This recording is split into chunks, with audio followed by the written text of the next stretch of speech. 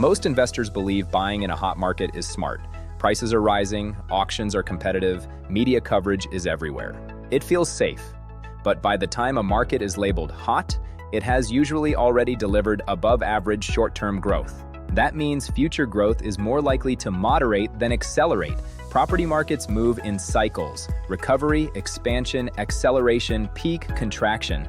A hot market is typically in acceleration or approaching peak.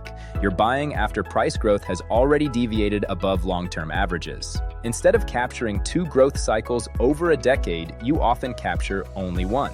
Another factor is investor surge. When a market becomes popular, both owner-occupiers and investors enter at the same time. That increases competition and pushes prices higher. But investor demand is volatile. When affordability tightens or sentiment shifts, investor money exits quickly.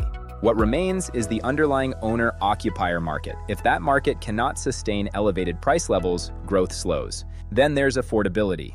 As prices rise rapidly, local incomes don't keep up. Eventually, the market becomes expensive relative to its own buyer base.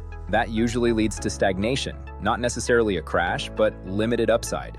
Strategic investors position differently. They look for suburbs in recovery or early expansion. They buy before headlines. They focus on improving fundamentals, not momentum. The objective isn't to chase growth. It's to position before growth becomes obvious. That's where margin and long-term performance are created.